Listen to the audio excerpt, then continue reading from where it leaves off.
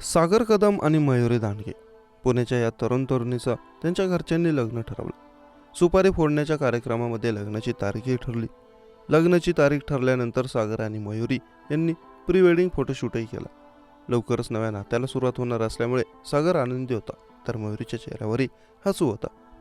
Pre wedding photoshoot करताना मयुरी हसत होती, पण तिच्या मनामध्ये काहीतरी वेगळं शिजत होतं, ज्याची कल्पनाही सागरला नव्हती. प्री वेडिंग शूट झाल्यानंतर दोघं घरी गेले. त्यानंतर एक दिवस अचानक मयुरीने सागरला फोन केला आणि पिक्चर पाहायला जाण्याचा आग्रह केला. यानंतर सागर मयुरीला घेऊन पिक्चरला गेला. दोघे पिक्चर पाहून घरी निघाले. सागरने मयुरीला तिच्या मामाच्या मुलीच्या घरी सोडलं आणि मग तोही त्याच्या घरी निघाला. मयुरीला घरी सोडून 1 किमी जात नाही तोच दौंड हायवेच्या खामगाव फाट्यावर एका चारचाकीने सागरला रोखलं. गाडीतून 3 ते 4 जण उतरले आणि त्यांनी सागरला लाकडी दांडक्याने मारहाण करायला सुरुवात केली. मयुरीसोबत लग्न केलंस तर जीवे मारू अशी धमकी त्यांनी सागरला दिली. सागरवर हल्ला करून हल्लेखोर तिथून फरार झाले, पण सागर तिथेच बेशुद्ध अवस्थेत पडून होता. काही काळानंतर सागरला रुग्णालयात दाखल करण्यात आलं. हल्ल्यामध्ये सागरचा पाय फ्रॅक्चर झाला, तर डोक्याला आणि पाठीला दुखापत झाली. शुद्धीमध्ये आल्यानंतर सागरने पोलिसांना घडलेला सगळा प्रकार सांगितला आणि मग पोलिसांनी त्यांची सूत्र फिरवली.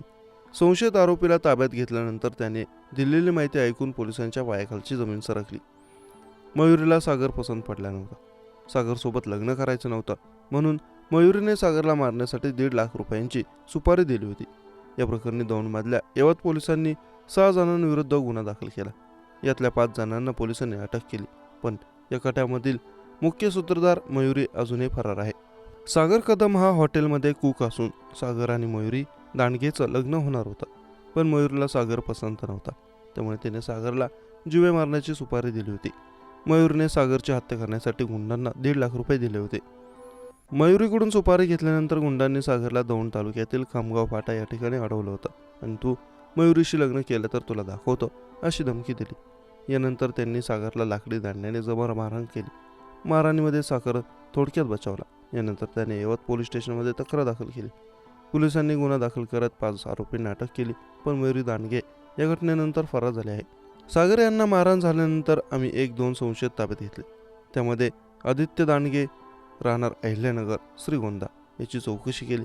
या चौकशी दरम्यान एका मुलीने लग्नासाठी आलेला वर आवडत नसल्यामुळे, तसंच त्याच्याशी लग्न करायचं नसल्यामुळे आणि त्याने लग्नाला नकार द्यावा यासाठी तरुणीने 1.5 लाख रुपयांची सुपारी दिली. यानंतर आरोपीने सागर यांना मारहाण केली.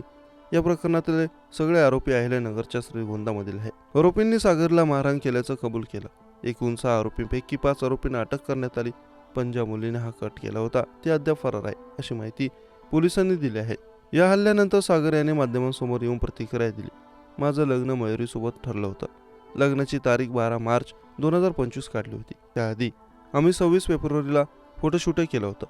27 तारखेला मयुरीने कॉल करून पिक्चरला जायचं बोलवून घेतलं. ती दौंडमध्ये मामाच्या मुलीच्या घरी होती.